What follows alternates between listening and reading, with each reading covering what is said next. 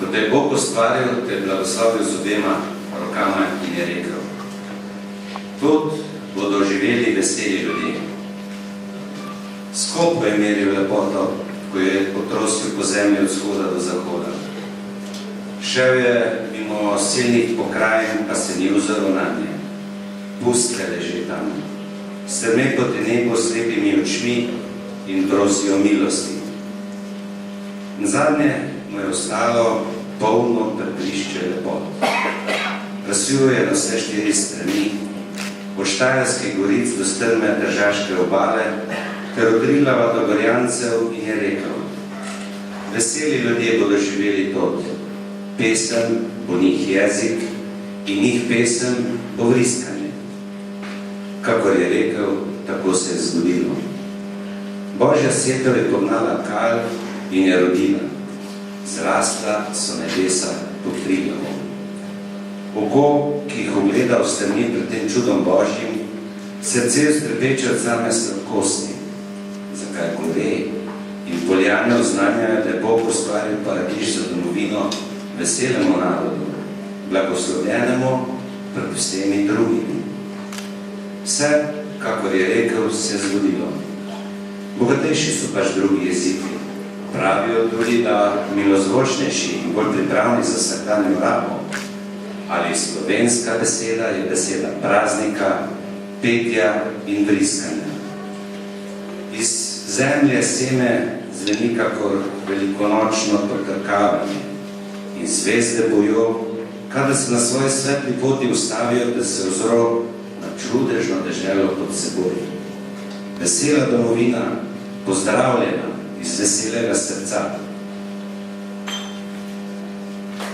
Spoštovane gospe in gospodje, spoštovani gospod Jože Planinšek, drage Slovenke in Slovenci, drage državljanke in državljani, dragi prijatelji, prisrčno pozdravljeni ta čudoviti, malce skrivnostni, žal tudi malce deževni kresni večer. Pravzaprav predvečer našega največjega praznika, dneva državnosti. Ko sem razmišljal, kako začeti ta moj predpraznični nagovor, so me moji sodelavci spomnili na tekst iz Cankarjevega Kurenta, ki sem ga uvodoma prebral. In le kdo bi mogel lepše in bolj himnično zapisati besede o naših in misli o naši domovini, kot ravno naš veliki pisatelj in rodoljub Ivan Cankar. Zapisal jih je davno pred tisto kresno nočjo v letu 1991, ki je bila zadnja v naši nekdanji, takrat pretesni, vse bolj zatohli in z nacionalizmi premenjeni domovini. Ko smo se prebudili v nov dan, smo že hodili po novi, svoji poti samostojne Slovenije. Danes se malo kdaj vprašamo, zakaj smo pravzaprav izbrali ravno ta dan. Dejstvo je, da je ravno takrat minilo 6 mesecev od dne, ko smo na Štefanovo razglasili skoraj da soglasno izraženo referendumsko voljo ljudi, da stopimo na pot samostojnosti.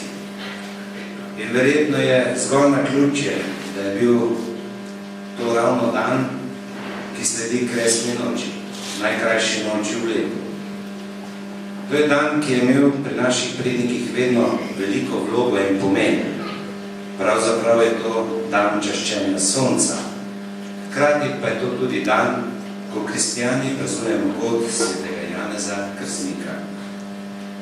Mogoče pa je vendarle kdo takrat pred 23 leti razmišljal, kako dobro bi bilo, da na našo komaj rojeno, malce nepogledano domovino posije močno poletno sonce, da bo lahko rastla, brstela in cvetela.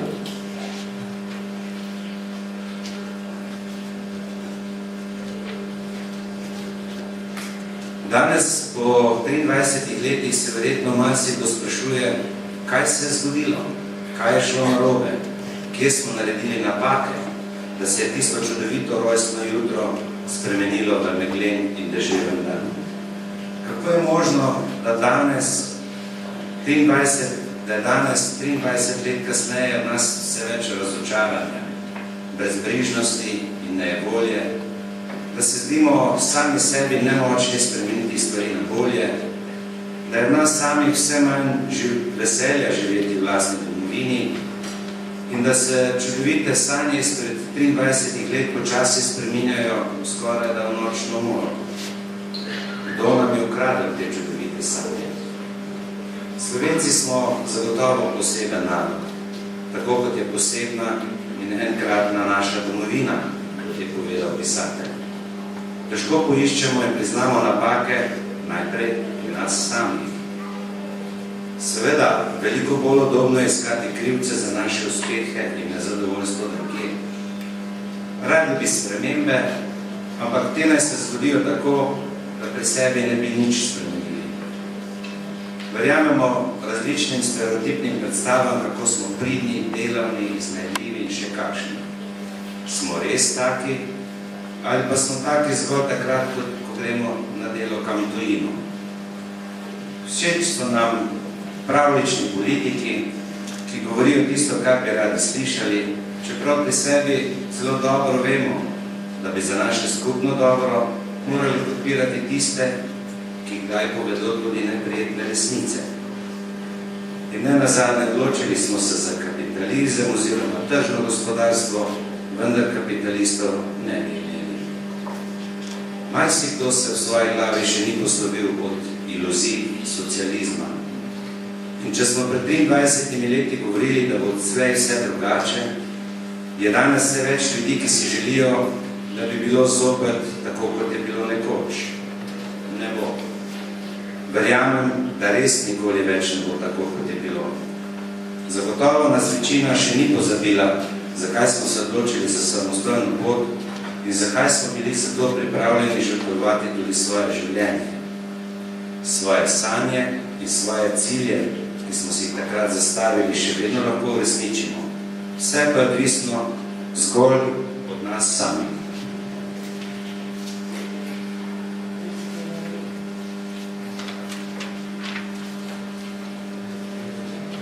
Slovenija je naša edina domovina. Kamorkoli drugam bomo šli, vedno bomo tujci. Če smo znali stopiti skupaj v težkih, prelomnih, zgodovinskih časih in uresničiti tisočletne sanje naših prednikov, ni prav nobenega razloga, da ne bi stopili skupaj danes in vse skupaj postavili na nove, tokrat zdrave temelje. V življenju je potrebno zaupati vase in verjeti v lepšo prihodnost, kajti to je tisto seme, ki nam lahko zagotovi bogato žetev.